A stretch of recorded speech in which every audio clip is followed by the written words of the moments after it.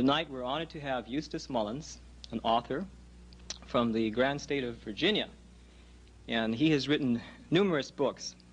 And this is such a great introduction here. It runs about 20 minutes, but we'll make it a little shorter than that. So to introduce Eustace, after 40 years of continuous activity in the American conservative movement, Eustace Mullins has garnered an impressive number of firsts. The first writer to have a book burned in Europe since World War II, the first person to be fired from the staff of the Library of Congress for political reasons, and the first writer to detail the history of our Federal Reserve system.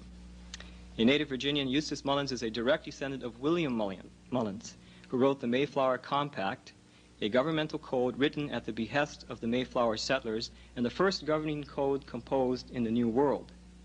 He served 38 months in the U.S. Army Air Force during World War II, and subsequently studied at Washington and Lee University, Ohio State University, University of North Dakota, New York University, Escuela de Bellas Artes, San Miguel de Allende, Mexico, and the Institute of Contemporary Arts, Washington, D.C. His groundbreaking work was largely the result of a fortuitous circumstance. He became successively the protege of Ezra Pound, the leading literary force of the 20th century, George Stimson, founder of the National Press Club and the most widely quoted journalist in Washington, and H.L. Hunt, the anti-communist entrepreneur.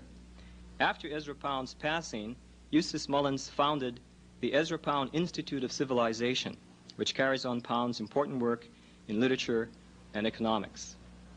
And again, I'm very honored to have Eustace here. He's here on vacation, and he granted us the opportunity to speak here, have him speak for us, and share us some incredible insight. He's been on many, many talk shows all over the country, even on national television on the Morton Downey Show. Without further ado, let's give a warm aloha to Eustace Mullins. Thank you. Thank you, and thank you, ladies and gentlemen, for coming this evening. My first question I have to ask you is, do you know where your government is tonight? Because you think of our government as being in Washington, D.C. More likely it is in New York, it is in London, it is in Paris, it is everywhere, but not in the hearts of the people. When we speak of our government, we think of what our educationists call it, a democracy. It is not. It is a republic in which we, the people, choose our representatives to act in our stead and for our welfare on a local level, on a state level, and on the national level, and also on the international level. We do have a constitution. That constitution was drafted by men who had rebelled against tyranny, and they wanted to ensure that their progeny would not be the victims of an evil tyranny, an alien government such as they had suffered under for so many years. Because of that, the Constitution was intended solely as a safeguard for the people. It was not and has never been intended as an instrument of government per se. Thomas Jefferson said, "Bind them down by the chains of the Constitution where they can do no mischief." This is the problem with government, that it does mischief. It falls into the hands of mischievous people, people who have allegiances which we do not know about, people who have programs which we do not know about, and people who intend us no good. My experience with all this began some 42 years ago when I was asked to go to St. Elizabeth's Hospital to meet a political prisoner who was being held without trial. His name was Ezra Pound. Ezra Pound had 3 disciples who were awarded the Nobel Prize for Literature. That was James Joyce, T.S. Eliot, and Ernest Hemingway. And I had the great privilege of becoming probably the final disciple of Ezra Pound at a time when he had committed himself totally to research in the international monetary monopoly and the machinations of sinister persons who were, by devious means, working their will upon all the peoples of the world. At the time I had met Ezra Pound, he had already put in 30 years of research on these subjects. He turned over all of that research to me. He asked me to go to the Library of Congress. He said, I want you to see what you can find out about the Federal Reserve System. I said, the Federal Reserve System? What in the world is that? He pulled out $1 from his pocket, and there on the top it said, Federal Reserve System. That was the first time I had ever known there was such an agency in the United States. At that time, it was never mentioned in the press. When I began my research, I found out that during the 1920s, the New York Times Index mentioned the Federal Reserve System. In that 10-year period, they mentioned it 3 times. The resulting book, which Ezra Pound edited for me, guided me through its writing, was then turned down by a number of the leading publishers in New York. Even a so-called conservative publishing house called Devin Adair. I took it to the publisher, Devin Garrity. He read it. He came out and he talked to me. He said, Mr. Mullins, we cannot publish this book, but if you have anything else, I'd be very interested in printing it. Do you have a novel? Do you have any other book? I said, no, this is the book that I've written. This is the book I want to have published. He said, I'm sorry, but we cannot do it. He said, here in New York, we're under the guns of the banking houses. We wouldn't dare print your book. And he said, I won't give you any assurance that anyone else will be able to print it. Well, he was right. I finally found a friend named John Casper, who's knew a girl who had some money.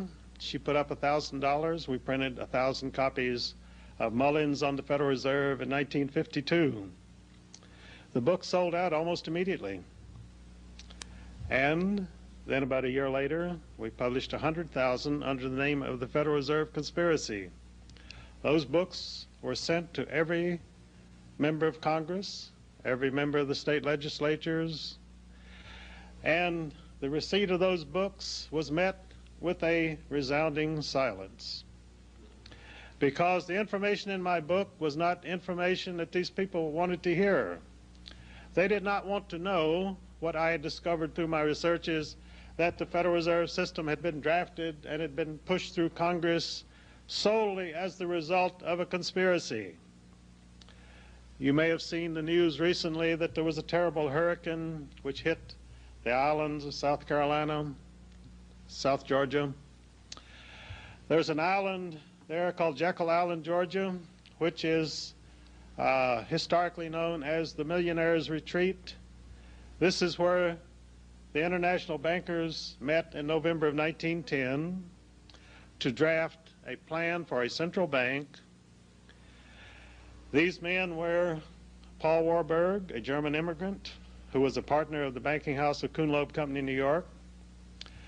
The meeting was chaired by Senator Nelson Aldrich, who in 1904 had married John D. Rockefeller, Jr. Senator Aldrich was known in Washington as the tool of the big banks, the big monopolies. He was the Republican majority leader of the Senate. He was there strictly because of his political background. He contributed nothing to the actual drafting of the central bank plan, which was done mostly by Paul Warburg. Paul Warburg had served his apprenticeship in Europe in the House of Rothschild. His banking house in New York, Kuhn Loeb, was the principal representative of the Rothschild banks in the United States. Also present at this meeting was Henry Davison, the right-hand man of J.P. Morgan. J.P. Morgan was at that time the most famous banker in the world. He also was the secret representative of the House of Rothschild in the United States. J.P. Morgan died in 1913, the year that the federal income tax was enacted by Congress. And it was discovered that this world-famous banker, this great capitalist, only had a very small fortune. He was simply a flunky. William A. Rockefeller made the comment when he heard of his passing. He said, "And to think he wasn't even a rich man," and he wasn't. His son, J.P. Morgan Jr., had to sell off part of his estate to pay his bills to art dealers such as the Duveen brothers. He was heavily in debt, yet this was the man who was famed throughout the world as a bloated capitalist, as a great banker, as the symbolism of the money power in the United States. So what you see in the media is quite often not the reality. It is a smokescreen which has been carefully laid to obscure reality and to prevent you from knowing who is doing what to whom. Now, when these gentlemen drafted their central bank plan at Jekyll Island, Georgia, they did not then publicize it as a secret plan put together by a conspiracy meeting without the knowledge of the American people. Instead, they launched a national campaign using various fake organizational names and unlimited funds to advise the American people that they desperately needed a Federal Reserve Bank in the United States.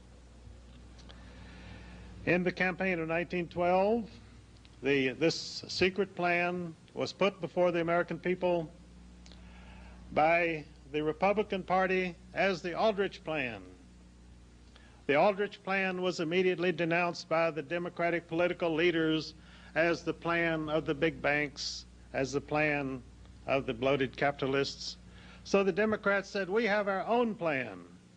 So they advanced their plan, which they called the Federal Reserve Bank System, and it was exactly the same as the Aldrich Plan. However, no journalist at that time seemed to be astute enough to notice the great similarities between the two plans. And of course, what they were doing, they were setting up things for themselves. They were stacking the deck as usual. If the Republicans had won the 1912 election, we would have had an Aldrich Bank. But the Democrats won, and so we had a Federal Reserve Bank system. After the election of 1912, they began an intensive campaign to put this new bill through Congress. Of course, they had the total support of the entire Eastern establishment. The Midwest, and particularly in the Western states, they opposed it violently because the people of those states had always been victimized by the Eastern banks. And you had a congressman from Minnesota, Charles Augustus Lindbergh Sr., who denounced this plan. He said it will set up the greatest money trust on earth. It will sell the American people and their children into slavery. We will rue the day that we have passed this act. So Charles Lindbergh led the battle against this plan. He did not have the money, he did not have the political support to oppose it. And so it was signed into law on December the 23rd, 1913, by President Woodrow Wilson. Now, the New York Times noted that never before had any bill of such importance to the people been rushed through with such strange maneuverings behind the scene. It was traditional in Congress to adjourn about the 15th of December and for the congressmen to begin the long trek back to their homes in the Midwest and the West. After most of the principal opponents had left, they rushed this thing through on December 23rd. That could have been challenged later on, but once it had been signed into law by the President of the United States, there was no more public criticism. In 1914, they organized the 12 Federal Reserve Banks. The American people had no idea that there was only one Federal Reserve Bank, the Bank of New York, Federal Reserve Bank of New York, which was controlled by 5 big New York banks, which in turn were controlled by 3 subsidiary banks of the Bank of England in London. The other 11 banks, as was pointed out later, were simply so much expensive window dressing. The Federal Reserve Bank of New York has always been the money center bank. The other banks have rubber-stamped whatever monetary proposals were advanced by the president of that bank, and he himself simply represented those 5 banks which held the controlling 53% of stock in that bank. Now, in 1984, I went to the chief administrator of the Federal Reserve Board of Governors, Joseph A. Coyne, in Washington. I just dropped in on him. I stopped at the Federal Reserve building. I said, I'm going to catch this guy. I had ordered from the Federal Reserve Board the original organizational certificates of each of the 12 Federal Reserve banks in 1914, which showed exactly which banks bought how much stock, and those banks exist today, and they own substantially the same amount of stock today. There have been mergers, there have been transfers, but because the Federal Reserve System was set up as a monopoly, they provided in the Federal Reserve Act that the stock could not be bought, sold, or traded.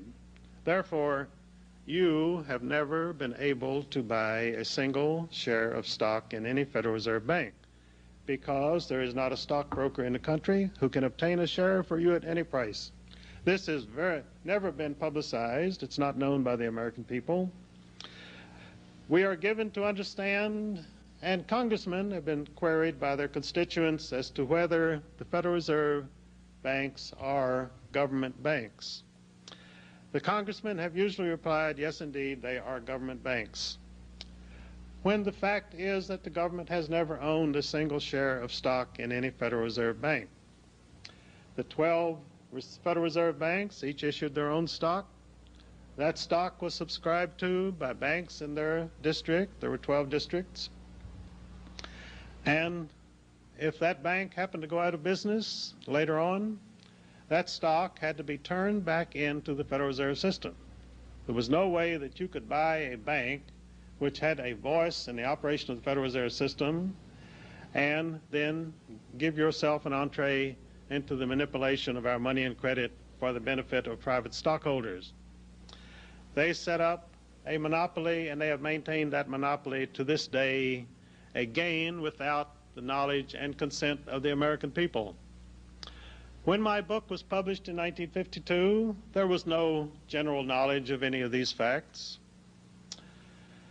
Ezra Pound told me, he said, these people have conspired to gain control of the money and the credit of the people of the United States. And that is exactly what they have done. But because over the intervening years, this book has been circulated widely, there have even been 3 plagiarized editions of it printed and sold in the last 25 years.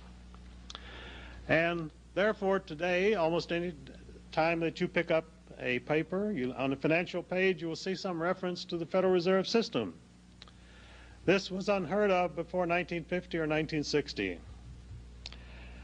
I read in the Wall Street Journal a few days ago that a Congressman Hamilton, had introduced a bill to rip away the veil of secrecy from the meetings of the Federal Reserve Board of Governors. And because he had introduced this bill, the chairman of that board, Alan Greenspan, had invited this congressman to lunch at the Marble Palace on Constitution Avenue, the Federal Reserve Board building. So congressmen are beginning to get into that building, which has been closed to them for many years. As I said, I walked into that building and I went up to see Joseph Coyne, and his secretary said, Mr. Coyne can only give you a couple of minutes because he has to go to a meeting. I said, that's quite all right. I just wanted to stop by and speak to him for a moment. So I went in, and he seemed a little uneasy. And I found out later that the Federal Reserve Board library for a small monetary library for the Board of Governors downstairs had every copy of the various editions of my books in that library, so they weren't missing any bets.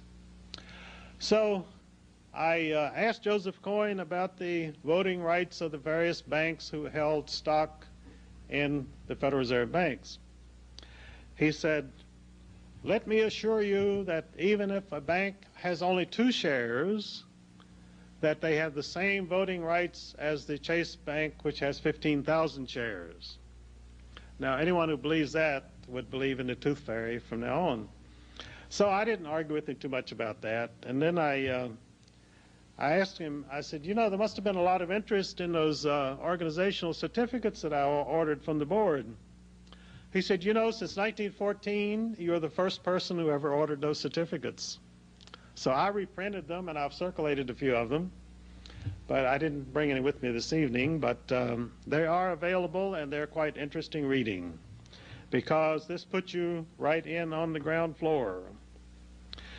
Now let us ask, what has been the effect of the conspiracy of November 1910 and the enactment of the Federal Reserve Act in 1913 by Congress? Well, the dollar of 1913 has exactly 1 cent of purchasing power in 1989. That is what the conspirators have done for us. I was in the Smithsonian Museum a few years ago, and they have a monetary exhibit which is quite interesting in the American History Building. And they had a very cursory exhibit of Federal Reserve notes. And there was one note, a $100,000 note, Federal Reserve, which had the picture of Woodrow Wilson himself on it. So I think anyone who had one of those notes would be very happy indeed.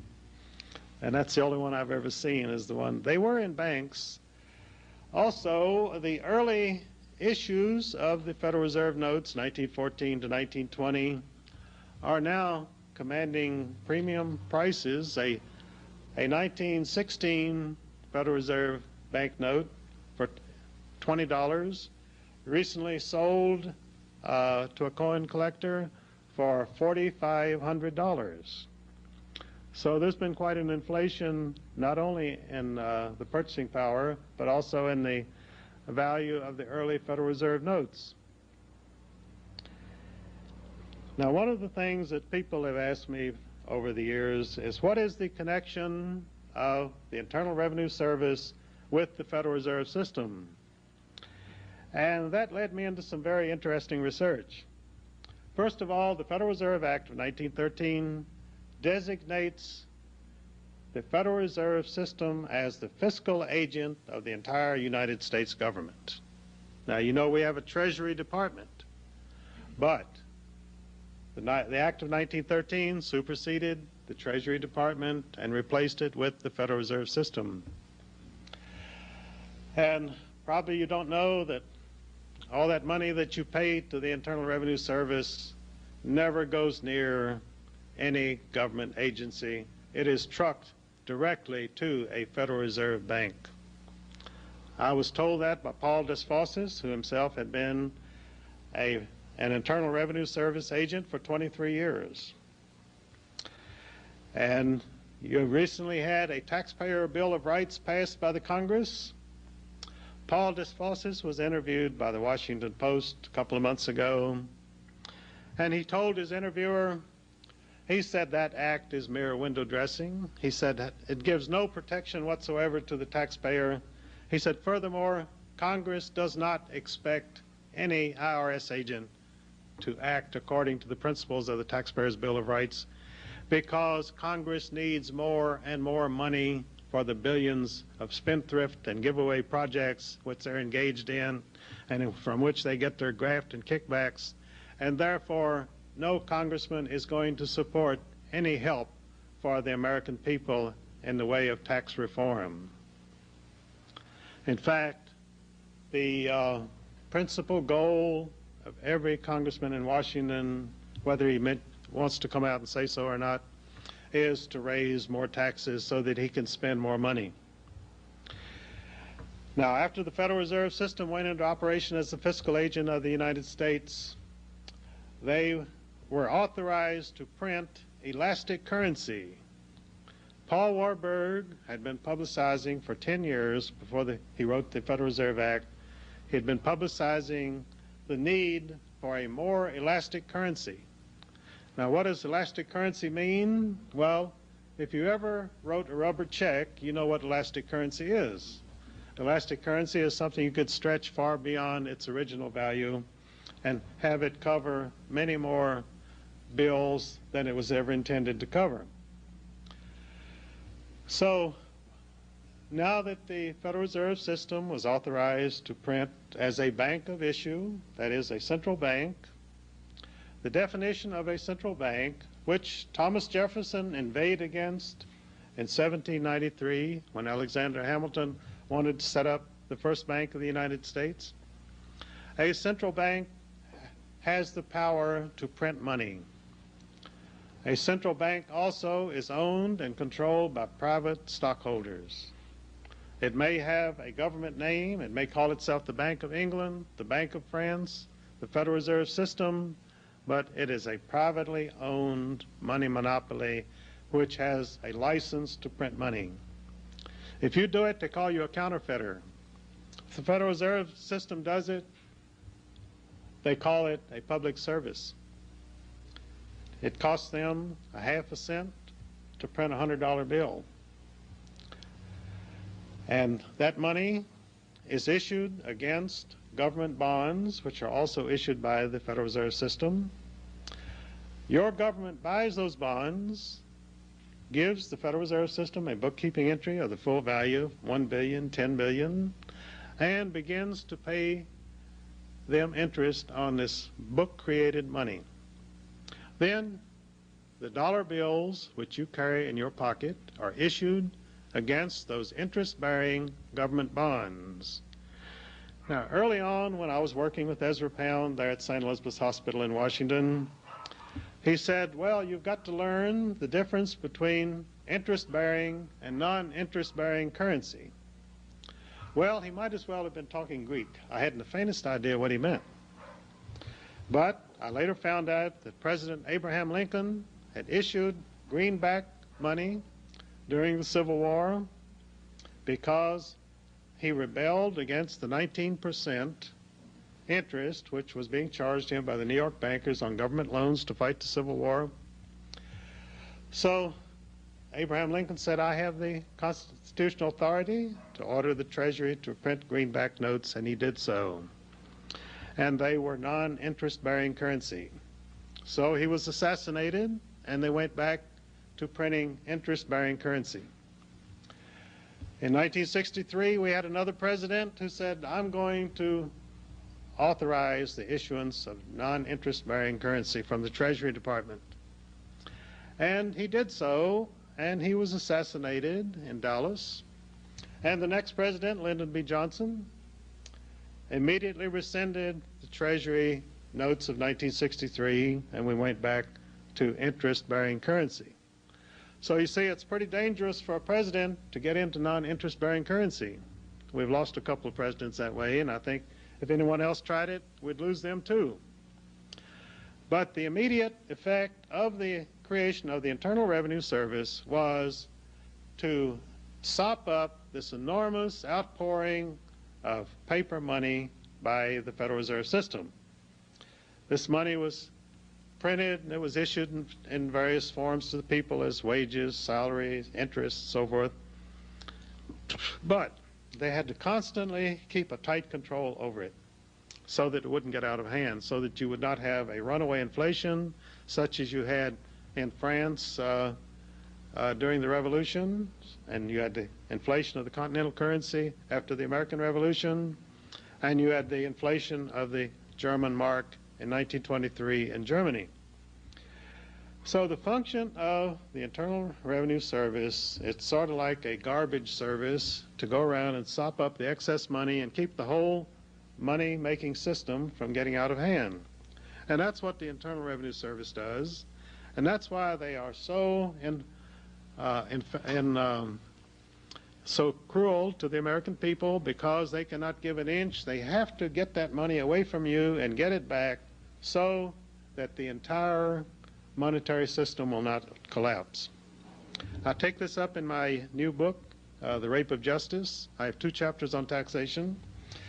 That a banker said if anyone ever paid a debt in cash, the entire money system would collapse, because it's a paper house of cards, and they have to keep it in balance at all times, and it's extremely vulnerable, and it can collapse at any time. This is why people are constantly talking about a coming recession, a monetary collapse, because the people who are printing and issuing this money know better than anyone else that a collapse can come at any time. So people frequently ask me, well, when is the collapse coming? And it's sort of like asking, when is the next hurricane going to hit the coast of South Carolina? Because it is definitely going to come, and when it comes, there will be devastation. Now, we have had, in the past 50 years, we have seen the Democratic Party of the United States taken over by the Stalinist wing of the Communist Party. It has been later opposed by the Trotskyites, who call themselves anti-communist. Many people believe that the Republican Party, which came into power in 1980, is a strongly anti-communist party. That is a misconception, because it is actually an anti-Stalinist party, and it is committed to battling to the death the Stalinist wing of the Communist Party, which is enthroned in the Democratic Party of the United States. How did this come about? In 1933, Franklin Delano Roosevelt became president with the support of Bella Moskowitz of New York, who was one of the chief organizers of the Communist Party and a lifelong Stalinist. She was the one who inducted atom spy Julius Rosenberg into the Communist Party. So when Roosevelt came into power, he had a secret communist cell called the Harold Ware Cell, which composed the leading bureaucrats in the Roosevelt administration. These men were all hardcore Stalinists. Well, in Russia, during the 1920s, you had a split between the factions of the Communist Party. You had the Stalinist Party, which wanted socialism in one country, and you had the Trotskyite wing, which wanted continued worldwide revolution until communism had become the governing force in every country in the world. So Stalin, as a practical Marxist materialist, believed it was better to establish socialism in Russia and set an example for other countries. Trotsky insisted that we must have worldwide revolution at once. So the Stalinist wing of the party ousted Leon Trotsky, and because he continued to be a divisive force in the face of the World War II, Stalin had him murdered in Mexico City in 1940. This gave the Trotskyites a martyr. They were headquartered in New York City under the name of the League for Industrial Democracy, which was a Rockefeller-financed organization. Now, when Ronald Reagan came to Washington in 1980, he came in as a hardline anti-communist, and his whole cabinet and his staff were supposed to be hardline anti-communists. Who were these anti-communists? They were from the League for Industrial Democracy. They came from the Hoover Institution and Stanford University in California. 86% of Reagan's transition team in Washington in 1980 was recruited directly at the Hoover Institution, which had been set up by Herbert Hoover, a Rothschild agent, after World War I to obscure the causes of World War I. So they have an immense depository of sealed records there at the Hoover Institution, most of which are not available to scholars. Many of them are sealed for many years to come, but they achieved their purpose. So Ronald Reagan, coming from California, recruited his staff at the Hoover Institution, which was run by two lifelong socialists, Sidney Hook and Seymour Martin Lipset, both of whom were directors of the Trotskyite League for Industrial Democracy. Now, we had another prominent member of the board of League for Industrial Democracy, a lady who became famous world over as a hardline anti-communist at the United Nations. That was Jeane Kirkpatrick, U.S. Ambassador to the United Nations. She continually baited and railed at the Soviets throughout her stay in New York at the United Nations. But she was doing it as a director of the League for Industrial Democracy, not for the government of the United States. Jeane Kirkpatrick has quite an interesting background. She is the wife of Evron Kirkpatrick. I'm sure you've never heard of him. He's one of those faceless bureaucrats who has guided the destiny of this country for many years in Washington. When Harry Truman disbanded the Office of Strategic Services after World War II, he was a practical man. He said, World War II is over. We don't need an international espionage agent now, so we'll just disband it. So the spooks, as they were called, they didn't want to lose their jobs.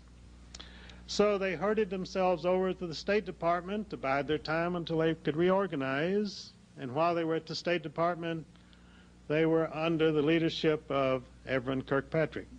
He was the head of our espionage service during its period of dormancy until they reorganized it as the Central Intelligence Agency under Allen Dulles.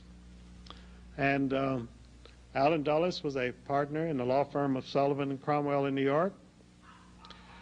And the founder of that firm, William Nelson Cromwell, had been denounced in Congress as the most dangerous revolutionary in the United States.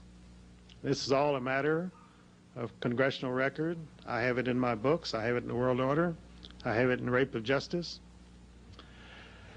And John Foster Dulles, Allen Dulles' brother, became Eisenhower's Secretary of State, and Allen Dulles was the head of our intelligence system. Now, what many people do not know, and I have this completely documented in my book, The World Order, the Central Intelligence Agency was set up during World War II as the Office of Strategic Services. It was nothing but a subsidiary of the British Secret Intelligence Service, the SIS, which dated back to the establishment of the Bank of England in 1694. And that also is a very interesting story, which I have in my book, how the Amsterdam bankers first financed Oliver Cromwell to overthrow the monarchy of England, the Stuart dynasty. He did so, but he died without an heir, and the Stuarts came back briefly. So then the bankers financed William of Orange, and he came over and became King William III, William and his wife, Queen Mary. And one of the first things that he did was to charter the Bank of England. Soon after, the Bank of England set up the Secret Intelligence Service, which has persisted to the present day. The aristocrats who bought the original stock in the Bank of England made their fortune in the slave trade. When the worldwide opposition to the slave trade began to voice itself early in the 19th century, they found an even more profitable business in the international drug trade. When the Emperor of China objected to the East India Company, which was a subsidiary of the Bank of England, when this emperor resisted the debauching of his people by the East India Company and their opium imports, the British fought 3 opium wars against the people of China and subdued the emperor and continued their drug business. One of the greatest drug merchants of that period was an American named Warren Delano. And Warren Delano's daughter became the mother of Franklin Delano Roosevelt. And when Franklin Delano Roosevelt became president, he named his uncle, Frederick Delano, as the president of the Federal Reserve Bank of Richmond, Virginia. But previously, Frederick Delano had been named to the original board of the Federal Reserve Board of Governors in 1914. So you had a very close link between Drug Incorporated, the worldwide drug business, and the Federal Reserve System. Now, you may have seen a few stories in recent months that the Federal Reserve banks are the principal banks which are laundering the money for the international drug trade. That is absolutely true. But what people don't know is that the Federal Reserve System has always been closely connected with the world drug trade. And because you had a very prominent scion of a financial family in Washington named George Bush, he was named as director of the Central Intelligence Agency, which was and is the principal agency directing the worldwide operations of Drug Incorporated. George Bush came from a banking house called Brown Brothers Harriman. The Harriman Railroad fortune was itself a Rothschild operation. E.H. Harriman was financed in the Union Pacific Railroad by Jacob Schiff of Kuhn Loeb Company, the same banking house which sent Paul Warburg to Jekyll Island to write the Federal Reserve Act in 1910. One of the fascinating things about the research I've done over the past 40 years is that it becomes easier each year because I run into the same names no matter what, whether I'm investigating the medical monopoly, the legal monopoly, or the money monopoly. There are the same people. I already have their complete histories, their family histories, their business histories. So it's a very easy task to put these pieces into the puzzle. Now, the firm of Brown Brothers Harriman, for many years, had an English branch called Brown Shipley, and Brown Shipley Company, by tradition, always furnished the head of the Bank of England, who was called the Governor of the Bank of England. And one partner of Brown Shipley Company, Sir Montague Norman, was the head of the Bank of England for longer than any other person in history, from 1896 to 1944. And in 1928, Sir Montague Norman met with Benjamin Strong of the Federal Reserve Board, and they plotted deliberately the great crash of 1929 and the ensuing depression. Because this depression allowed these international bankers to pick up American companies, American banks, for a fraction of their value, for pennies. And it gave them that much more monetary and political control. Also, Sir Montague Norman has another claim to fame, that he, in the 1920s and 1930s, financed the Nazi regime and the career of Adolf Hitler. So if you want to be anti-Nazi and if you want to be anti-Hitler, you should know that without the Bank of England, there would never have been an Adolf Hitler at the helm of Germany, and there probably would never have been a Second World War. And also in 1916, Jacob Schiff of Kuhn Loeb Company had been, for the past 20 years, spending a large portion of his personal fortune to finance communist propaganda in Russia against the Tsar. And that task was taken over by a large group of New York financiers. They set up a company called American International Corporation. The sole function of American International was to continue the financing of the coming Bolshevik Revolution in Russia. One of the directors of American International, and it had some of the most august names in American finance in it, Percy Rockefeller and others, one of the names of the directors was George Herbert Walker. George Herbert Walker was a St. Louis financier who went to New York and became the president of W.A. Harriman Company, which later became Brown Brothers Harriman. And George Herbert Walker's daughter married a man named Prescott Bush, who entered the firm of Brown Brothers Harriman. And they had a son whom they named after her father, George Herbert Walker Bush, the present President of the United States. So here again, much of my research has been into family dynasties. Now, many of our presidents have been outsiders, like Ronald Reagan. He was a Hollywood figure. He was not a dynastic figure. He had no interest or any stake in the international financial scene. So what they did was they simply threw him a few crumbs now and then. When he was ready to leave the White House, they bought him a nice home in California, sort of a pension plan, and so he was taken care of. But he was never in any way a family member of the international world order. Now, these so-called anti-communist right-wing organizations, which you may have heard of in recent years, such as American Enterprise Institute, Heritage Foundation, the Georgetown Center for Strategic and International Studies, the Hoover Institution at Stanford University. These are all run by a very small group of people. Gene Kirkpatrick is a member of most of them. And they also can be traced directly back to the Trotskyite organization, the League for Industrial Democracy. This is all a matter of record. And they pretty much direct the CIA and its worldwide operations today. Now, I spoke in Florida, and I spoke at some length about the Heritage Foundation and the numerous links which its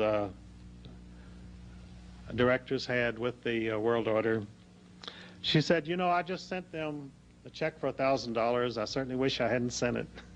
But she said, I'm not going to send them anymore. And if any of you are supporting any of these fake right-wing organizations, I urge you to look around, find out what your money is being spent for, find out what their program is, find out what Gene Kirkpatrick is up to, because she was known during her years in New York, she was known as Miss Israel, because she defended every atrocity committed by the State of Israel against Palestinian women and children. Every bullet fired into those civilians in Palestine was paid for by the American taxpayer. You taxpayers pay every Israeli soldier $12,000 a year.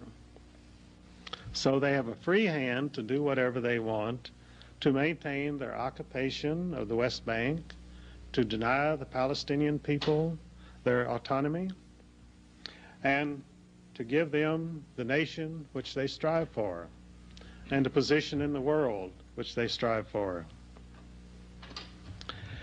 Now, I had a friend on the House Banking and Currency Committee named Congressman Wright Patman.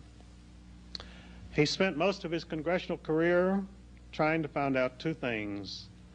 He wanted to find out who actually owned the stock of the Federal Reserve banks, and he wanted to conduct an audit of the Federal Reserve System. He died without ever attaining either of those objectives. But after I was able to obtain the original organizational charts of the 12 Federal Reserve banks in 1983, I was able, from those charts, to find out the principal stockholders of the major stockholders of the Federal Reserve banks for the first time. Now there are a number of congressmen battling to audit the Federal Reserve System, to bring them up to date, to find out what they've been doing. You also have Congressman Hamilton, who is trying to lift the veil of secrecy from the Federal Reserve Board meetings. They have what they call the Federal Open Market Committee, which has absolute control over the daily price of money and the daily quantity of money throughout the United States. This means they can dictate whether the stock market shall go up or the stock market shall go down. Now, to have that information ahead of time is worth millions of dollars to anybody. So this is why they say they must operate in absolute secrecy. But these same governors of the Federal Reserve System are appointed by these banks, and you can be pretty certain that the chief stockholders of those banks have some idea of which way things are going to go. They have some way of making their wishes known to the Board of Governors.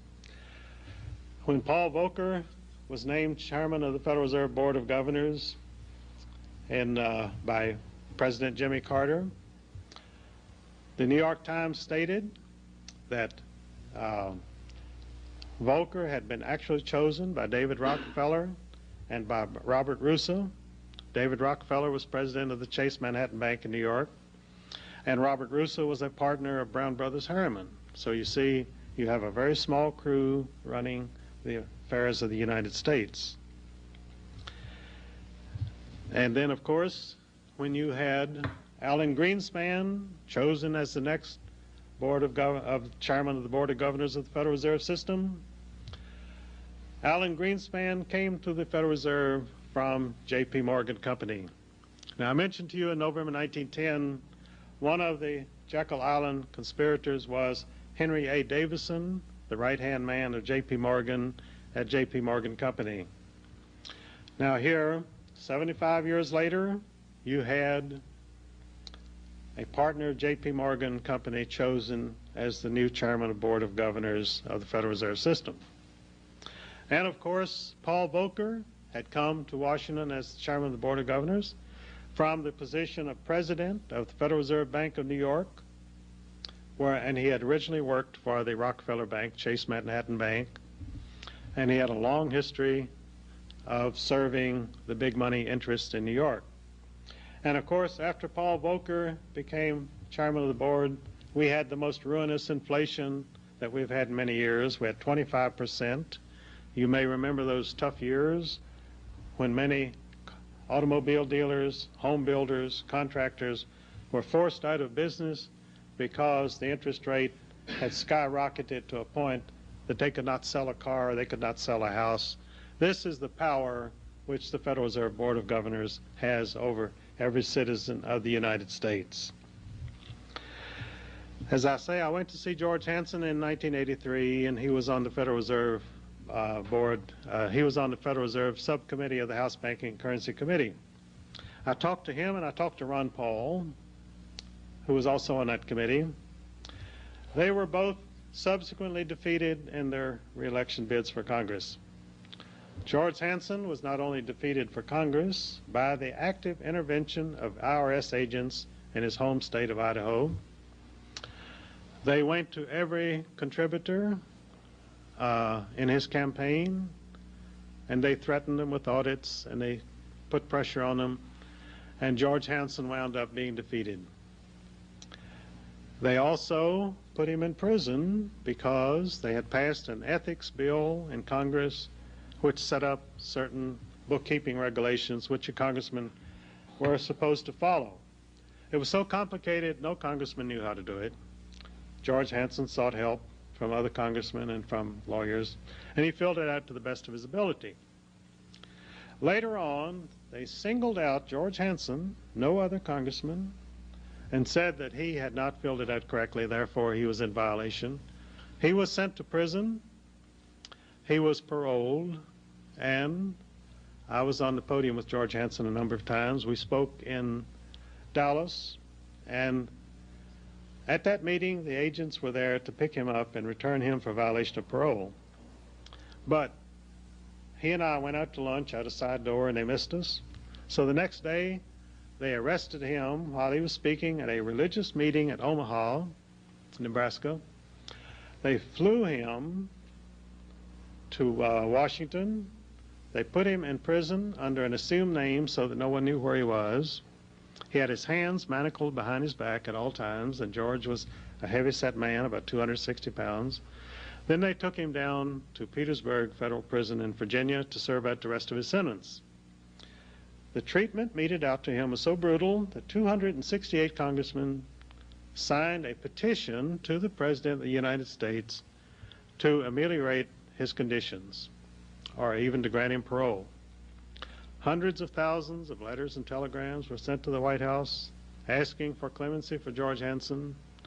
That was totally ignored because George Hansen had to be gotten rid of because he told me he was in line to become the next chairman of the House Banking and Currency Committee. In that position, he would have had absolute authority over the Federal Reserve Board of Governors. They were determined. They were not going to let George Hanson be reelected. They were going to get him out of Congress. They did get him out of Congress. He's out of Congress today. He served every day of his sentence without parole, as though he had been the most hardened criminal in the United States. This was a man who had never offended anybody, had never gotten even a parking ticket. And the Washington Post even commented wryly on the editorial page. They said, the Department of Justice would have you believe that the streets of Washington are safer today because George Hanson is in prison. But this is what happens when you offend the secret powers of the world order, control our government. Ron Paul ran for president of the United States on the Libertarian Party. I had advised both George Hanson and Ron to run for president as Republicans. They were Republicans. They had been in Congress as Republicans. I said, run as Republicans. Go into your party. But no, they decided to be independents, which meant they had to raise money. They got no media attention whatsoever. And of course, I doubt if any of you saw Ron Paul's many speeches during the 1984 campaign. He was only allowed to appear on CNN and various cable networks. He never got any major news coverage. And another acquaintance of mine, David Duke of Louisiana, ran for president on the Populist Party ticket. He also got absolutely no media attention. And in fact, when they had a meeting of presidential candidates, a debate between presidential candidates at Tulane University in Louisiana, I was down there at that time, they refused to allow David Duke to participate in that meeting because he would have gotten media attention. He was absolutely frozen out. They would not let him into the building. So then, after the presidential campaign, David Duke decided to run for an opening in the state legislature. And the people of his district, a working class district in Louisiana, Metairie, Louisiana, they worked very hard. They house-to-house canvassed, and they let the people know that David Duke wanted to represent them. And they elected him overwhelmingly, despite the fact that the entire upper echelon of the Republican Party came down and campaigned against him for his opponent. And it backfired on them because it was so flagrant what they were doing, so blatant, that the people said, we're not going to be dictated to by Washington. We are going to elect our own state representative, and they did exactly that. After he was elected, Lee Atwater, the Republican National Committee leader, wanted to have the legislature refuse to seat David Duke, who had been legally elected.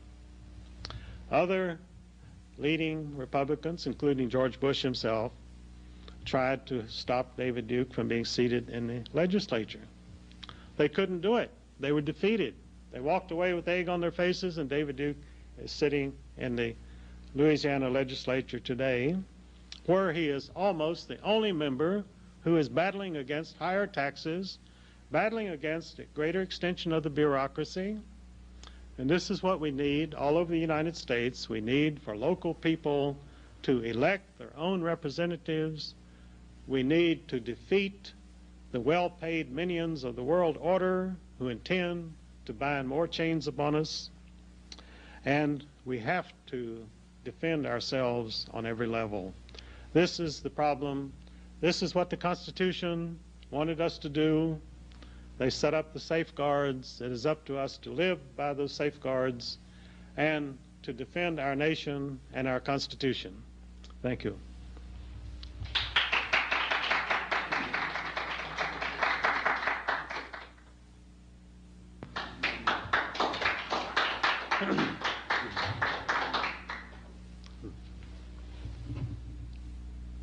Questions from the audience? Yes. Eustace, you mentioned that the IRS collects the tax money, and then they truck it directly to the Federal Reserve banks in their respective regions. That's right. Of which there are 12. Yes. How do they account for all of this? Are they ever audited so we know exactly how much money went to the Federal Reserve Bank? No, there's never been an audit of the Federal Reserve System. And I believe this is one reason that the congressmen are so anxious to audit the Federal Reserve to find out how much of this tax money that is being extorted from our citizens is actually getting to the government. And this is a very important point, because when the IRS comes after you, they want every penny, and you as a citizen should find out where every penny of that money goes. You have a right to that information. Well, you're saying that the Federal Reserve Bank is controlling, was it the fiscal administration of the money system?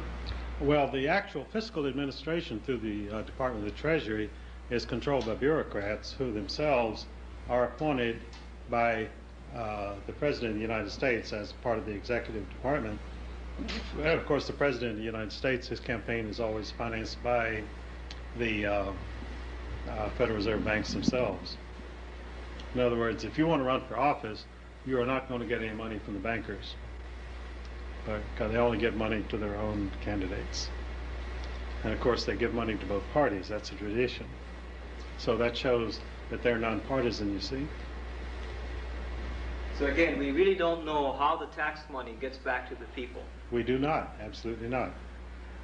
That is a process which has been shrouded in as much secrecy as the actual deliberations of the Federal Reserve Board of Governors itself.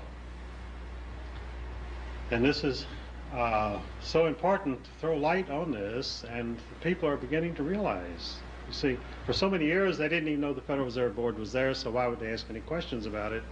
Now, in the last 10 years, there has been much more public awareness about the fact that we do have a Federal Reserve System. Now we have to ask the question, what is it doing, and what is it doing to us? And these are the questions which are beginning to be asked in Washington, and I think we're going to get some answers one way or another. Well, why can't Congress have the IRS audited?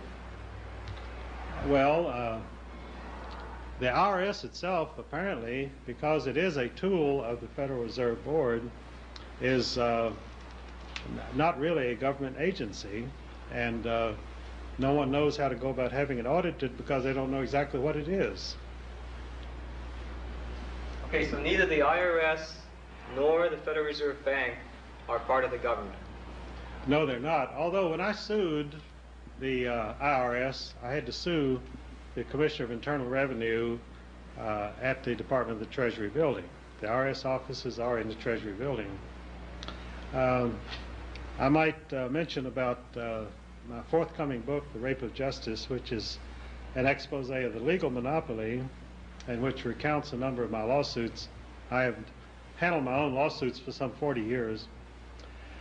And I was in a lawsuit against a man who had tried to kill me, rammed his car into me, and then of course he wouldn't pay. And so I sued him. And his lawyer, who was a very prominent lawyer, told me one day, we had legal maneuvers for about a year. We'd gone through what they call pretrial discovery, depositions, and all this sort of stuff. And I had filed a lot of motions myself. And so, and I'd also sued his lawyer along the way. And so this lawyer stopped me one morning as I was going by his office, and he said, Mr. Mullins, and I said, yes. He said, and I kept walking. I didn't want to talk to him because, you know, I only saw him in court. He said, I just want to tell you something. I said, what's that? And he said, well, you're not going to be a problem to us much longer. And I said, well, why do you think so? He said, because the IRS is going to take care of you. And I said, I have no problem with the IRS. And he said, well, you do now. So the next day I got a letter summoning me for an audit. So I promptly typed up a lawsuit and filed it against the Internal Revenue Service agent for $350,000, charging him with terrorism because I was terrified. I mean, you know, being summoned for an audit is a terrifying experience. And so I thought since I'd been terrorized, I had grounds for a lawsuit. So I filed suit against him, and this, of course, I don't think anyone had ever done this before. And it caused consternation in their offices. And so when I went in for my audit, of course, they knew all about the lawsuit. And I took 2 friends with me and a tape recorder. And I'm not very mechanical, and I didn't know how to work the tape recorder, so I set it on the desk, and I kept trying to turn it on. I didn't know how to turn it on. So anyway, the agent was just staring at the tape recorder. He wouldn't look at me. He kept staring at the tape recorder as though it were a bomb or something. And so these 2 friends began to argue with him. I sat back and let them, he said, "Who are these people?" And I said, "They're citizens of the United States." He said, "Well, why are they here?" He said, "I summoned you." And I said, "They're here because they are interested in what goes on here." And then this lady, she was quite truculent. She said, "Well, you know, I pay your salary." And the agent shot back. He said, "Oh, no, you don't. You don't pay my salary." And she said, "Oh, yes, I do." And so they were hammering away, and I was just sitting back and enjoying the whole thing. So finally, the agent's supervisor stepped out. He had been hiding behind the door, if you can believe this. He'd been hiding behind the door. He stepped out from behind the door in this conference room, and he said, "Well, the audit is concluded." And I said, "How could it be concluded?" I said, "I was summoned here to talk to you about my tax situation." He said, "Well, I'm declaring it over." And of course, we had also argued about the tape recorder. They claimed that you could not have the tape recorder there, and this lady jumped on him and said, "Yes, you can have the tape recorder there." And so after about 20 minutes of this, he said the audit is concluded. So then a few months went by, and I got an assessment for a deficiency. Did you drop the lawsuit? I kept the lawsuit. I filed it in state court because I was a citizen of a state of Virginia.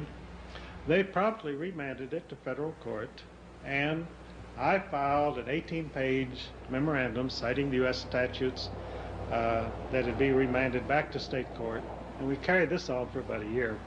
So finally, they got it dismissed without a hearing, but during that time I filed 38 motions, including 11 motions for an injunction to halt the collection of all income taxes in the United States until these important constitutional principles of my lawsuit had been resolved. Well, of course, they didn't want to halt the collection of all income taxes in the United States, so they never heard my motions, and they finally dismissed the suit without a hearing. Shortly after that, I got a notice of deficiency. So I filed with the U.S. Tax Court. And because of my unique personal history, when I first visited Ezra Pound in 1947, because he was under indictment for treason by the Department of Justice, the FBI opened a file on me, and I remained under daily surveillance by the FBI for 33 years. So after some years, about 1982, a friend of mine in Chicago said he had applied and gotten his FBI file. And he said, "Why don't you apply for your FBI file?" And I said, "Why? I wouldn't have any FBI file. I've never been arrested in my life." And so he said, "Go ahead and send in for it anyway." So they answered my inquiry, and they said, "Well, yes, we have 800 pages. And so I said, "Send it to me." And they said they'll charge 10 cents a page. But they said, "We can only send you 500 pages because 300 pages of it would endanger national security if it were released." So I appealed this, and they had a board meeting at the FBI, and they agreed that, yes, this 300 pages was so dangerous that it would imperil the national security of the United States. So I never got to 300 pages, but I got to 500 pages, and in that 500 pages was a record of this surveillance over a period of 33 years. And also there was a letter from J. Edgar Hoover, a memorandum, to the 4 top assistant directors of the FBI, ordering them to see to it that I would be placed in a mental institution. And so then they had about 30 pages of memoranda about how they were chasing me around and trying to get me committed to a mental institution. I knew nothing about it at the time because I had left my apartment in Chicago and gone to Michigan. Russell Kirk, a friend of mine, had lent me a cabin in Lake Mecosta, Michigan, to write my biography of Ezra Pound. And of course, I was always very secretive about my movements, and I got in my car and drove off to Lake Mecosta without telling anybody. So at that particular time, the FBI had already successfully conspired with a county judge that 2 agents of the FBI would pick me up at my Chicago apartment, take me before this Cook County judge, and he would commit me to an insane asylum. So it was all planned and would have been executed just that way, except I wasn't at home when they got there. So when J. Edgar Hoover heard this, because he had issued a direct order, and it's initialed by him, I have this reproduced in my book, A Writ for Martyrs, which also reproduces 120 pages of my FBI file. And so the fact that he had personally ordered me picked up and committed, and then when I wasn't home, the agents had to report back to him personally that they couldn't find me, which of course put them behind the 8 ball. And so then he decided that someone had tipped me off, because I had a close friend in the FBI, not an agent, but in the bureaucracy. And in fact, I stayed with him when I was in Washington, so for a number of years. So J. Edgar Hoover decided that I had probably been tipped off, and that I was so angry that I was going to come to Washington and kill him, because they had repeatedly stated in my FBI file that I usually carried a gun, which was totally untrue. I hadn't owned a gun for years. But they also said I was a very sloppy dresser. And so they had a lot of other stuff in there, too. It was really interesting reading. That's why I reproduced 120 pages of it, because it makes a good book. So, and I would like to find out what's in the other 300 pages, but unfortunately, that 300 pages, after J. Edgar Hoover was found mysteriously dead in bed, his secretary burned all of that file, so I'll never find out what it was. But J. Edgar Hoover, when he decided I was on my way to Washington to kill him, issued a national alert for me, and they had FBI agents watching every airport and railway station and bus station in the United States. And so they didn't find me. So finally, through a fluke, they found me at Russell's camp, because a friend of his had gone down to Chicago to see the symphony, and I said, why don't you stay at my apartment and pick up my mail? So when he drove up behind my apartment in the alley there and went upstairs to open the back door, he came back down, and about 30 FBI agents jumped out of the dark with drawn guns and flashlights in his eyes, and they were all screaming, "Where's Mullins?" And so he told them I was at Lake Mecosta, because it was no secret. And so then they rushed off, and then he looked in his car, and they had taken his keys, because they thought it was me, you see. And so they had grabbed the keys immediately, so that when I came back down, I wouldn't be able to make my getaway. Of course, how I could get away with 30 FBI agents shooting at me, I don't know, because this was only 2 blocks from where they shot down John Dillinger at the Biograph Theater. And of course, that was an execution. When he walked out, they simply filled him full of lead. And they probably would have done the same to me, I don't know. So anyway, when I went before U.S. Tax Court, I had this file, and I filed a number of legal motions before the tax court, including a stipulation that the court recognized that the FBI and the IRS had for years been engaged in an illegal conspiracy to have me committed to a mental institution. So I went down for my hearing after about a year, and I chose to have it heard in Richmond, Virginia, which was closer to me, although I could have gone up to Washington to the main building. So when my case was called Mullins versus Commissioner, I stood up and I said, Your Honor, I have some stipulations before the court, and I hope we'll be able to hear those today. And the judge shot back at me. He said, Mr. Mullins, the court is not going to have time to go into all that. He said, what I want you to do is go in with the U.S. Attorney into this conference room, and you all thrash this thing out. So they weren't going to hear any of my motions, because naturally they did not want a court record of a conspiracy between the FBI and the IRS to have me put in a mental institution. So I went in with this young, and the IRS, by the way, did not have any representative there. Here I was suing the Commissioner of Internal Revenue, and they sent down a U.S. attorney, not an IRS attorney at all. And so we went in the room, and this attorney started going over my tax return, and of course I usually file a voluminous tax return because I'm engaged in a lot of different things. I have 4 international publishing companies and so forth. So he started disallowing a few things, and then he allowed some other things, and it wound up that I had no deficiency.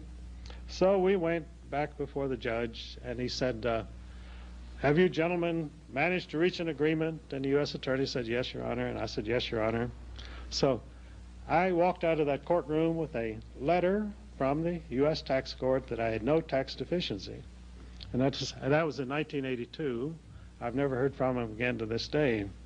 But, you know, I tell friends of mine, I don't understand. Why don't they call? But because I have some other theories. I have 2 chapters in my new book, The Rape of Justice, on taxation. And I have some legal theories there which I would like to test in court. But as I say, I don't hear from them, so I have no way of getting in touch with them, really. The IRS seems to have vanished. How do you know that the FBI has closed your file? Oh, they haven't closed my file. They claim they have. They never closed the file. I imagine that they are still keeping pretty good track of me, because, you know, I get out a book every year, and I usually manage to get a few flattering references to them in there. And in fact, in my biography of Ezra Pound, I had a couple of paragraphs about the FBI, and I found this was published in 1961. This difficult individual, Ezra Pound, which is the only authorized biography of Ezra Pound. He commissioned me to write it. And in my file, I did find that J. Edgar Hoover was extremely upset by what I had written about the FBI in that book in 1961. I think he wanted to have its circulation stopped. And it sold very few copies. Well, it was remaindered almost immediately. It was published by a New York publishing company called Fleet Publishing Company, which a few months after they published my book, they went out of business. And I'm afraid I've been a bad influence on the American economy in my career, because I've put publishing companies out of business. Newspapers that have published my articles have been closed down. I've had 5 radio talk hosts who have lost their shows after I appeared on them. And I appeared on Martin Downey 2 weeks before his show was canceled. So I've got a very bad record as far as it comes to helping out people. But generally, I do about 30 radio shows a year.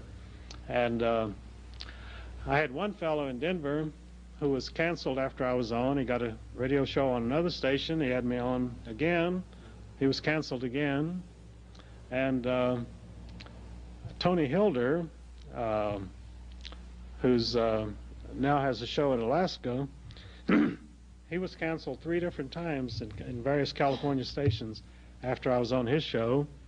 Alan Stang of California, I was on his radio show, and he had a very good audience. I sold almost 300 copies of my Secrets of the Federal Reserve after I appeared on that show. And his show was not only canceled, but they sent him to prison for 6 months for failure to file. And so he came under a lot of pressure. But you have to expect this, because they will go after anybody that they can. They will intimidate anybody they can. They operate completely outside the law. For years, the FBI did black bag jobs. And I would come into my office at my home after being out for a couple hours. All of my papers would be in disarray, and whatever I'd been working on, I'd have to dig for it for 2 hours to find it. And this happened many times. And in fact, they had a story in the Washington Post about one man who who said that he had carried out over 85 black bag jobs, that is burglaries, for the FBI during his career. And these are people who are themselves outlaws. In the world order, I cite U.S. statutes on criminal syndicalism, and these people are liable under the statutes on criminal syndicalism, and I give those statutes, and they can be arrested anywhere in the United States on the basis of those statutes alone. Plus, there are many other statutes which they're in violation of. So, yes? So at this point in time, you're choosing to pay taxes? Pardon? Are you a taxpayer yourself at this point? Well, I always say I pay anything I owe. If they can prove I owe something, I'll pay it. So you do file with the IRS? I file, yes.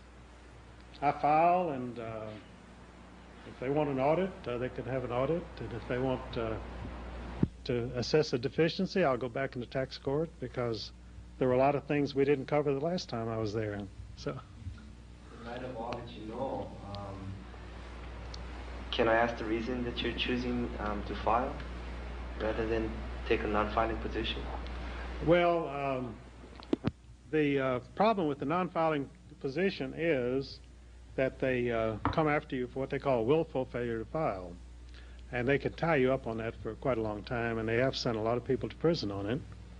And so I would rather send something in and let them play with it and object to it, and then we can go to court and fight about it, rather than just simply challenge them on the on who should file and so forth. Because there are plenty of people doing that. Irwin Schiff has done it, and many other people have done it, and Danny has done it, and so some of them have won, some have lost. I say in my book, The Rape of Justice, that when you go into American court, it's Russian roulette. The prosecutor spins the chamber and hands you the gun, and you put it to your head and pull the trigger. Hopefully there's no bullet in that chamber, but you never know. That's the way our legal system works. And that's something else that we've got to correct, because there's no reason for any American citizen to go into an American court and play Russian roulette. He should go in there and have his rights protected. He should get justice. There's a new book out by Gary Spence, one of the best trial lawyers in the United States, called Justice for None. And the first sentence of that book, he says, there is no justice in any American court for the people. And this is a man who knows. I've been in the courts for 40 years. I know it. But people don't find this out until they actually get into court. Because they may think there's some corruption there, they may think there's some problems, but they think that you are going to get some justice. You get no justice. Go in there ready to fight. Go in there with all of the ammunition you have, and be prepared for a real struggle. Because they're not going to give you anything but a hard time. And if you hire a lawyer, I tell people that if you go into any prison in the United States, and there's a prisoner in every cell, and every one of those prisoners had a lawyer. And of course, I always represented myself. I hired lawyers a couple times. I had to fire them because within days I found out they were double-crossing me. And of course, you have the old saw that a man who represents himself in court has a fool for a lawyer. But my experience in the courts led me to believe that you have to update that today, that any man who hires a lawyer is a fool.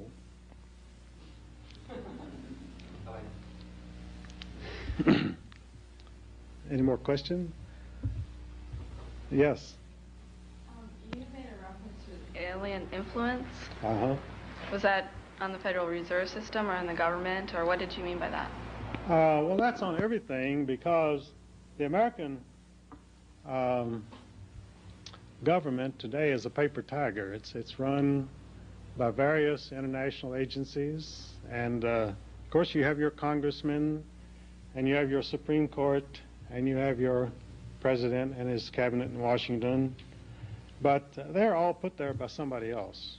They were not put there by the American people.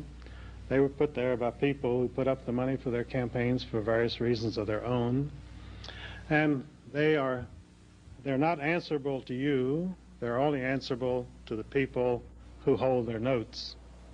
And this is the problem.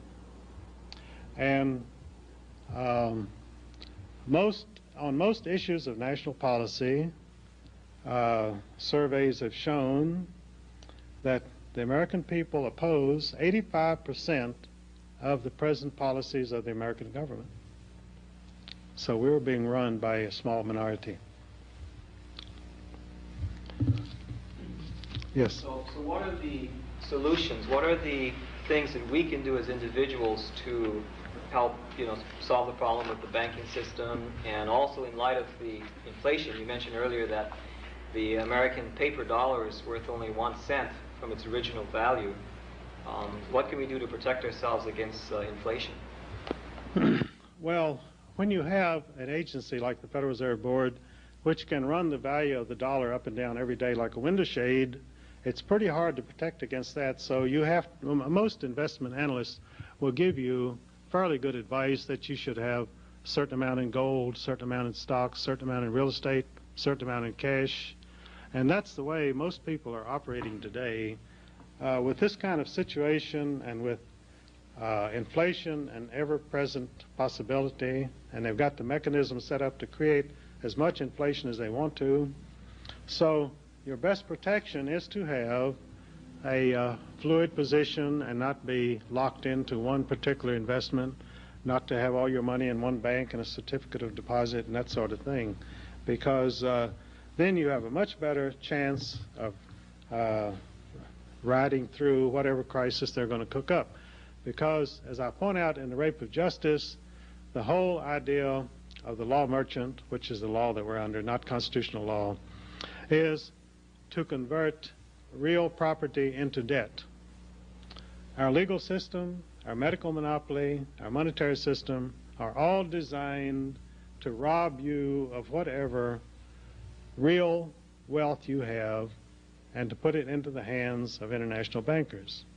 They use the courts, they use the banking system, and they use our political system for that goal. In other words, these people are not playing tag. They are serious about robbing you and enslaving you for the rest of your life. And of course, one of the primary methods that they do that is through the medical monopoly, which I mentioned, Murder by Injection, which was my latest book. And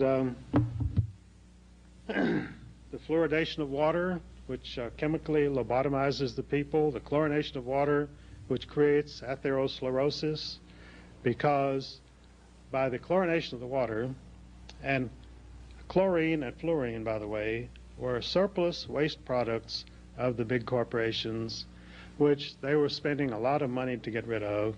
The chlorine was left over from World War I, and they had no use for it whatsoever. So they put it in the water, and they said, we're making your water safe to drink. Well, the chlorine also reacts with the fats in your diet to deposit fatty deposits through your arteries, which causes strokes and heart attacks. And after the chlorination of public water supplies, the heart attack ratio mounted astronomically in this country, and it's continued high every year. So they tell you to jog, and they tell you not to eat any butter and so forth, but as long as you're drinking that chlorinated water, you're going to get a heart attack. If you never touch butter again in your life, you're still going to get it. So, and the fluoridation, of course, works on your kidneys and your liver. It's a very toxic poison, which was a waste product of the Aluminum Corporation of America. And in the budget of Alcoa, they had a serious crisis how to dispose of this waste product without incurring many millions of dollars of expense. So they put their general counsel, a man named Oscar Ewing, in Washington as head of the Federal Security Agency, which also controlled the U.S. Public Health Service. And they gave Oscar Ewing a $750,000 cash bribe to put fluoridation in through the U.S. Public Health Service. This is a matter of congressional record. I have the actual page from the congressional record. It was put in there by Congressman Adolph Miller of Nebraska. So Oscar Ewing had the U.S. Public Health Service lobby for adoption of fluoridation of the water supply of every major city in the United States. One of the first cities to be fluoridated was Washington, D.C. itself. And immediately all of the congressmen installed big water tanks in their water bottles in their offices of pure mountain water.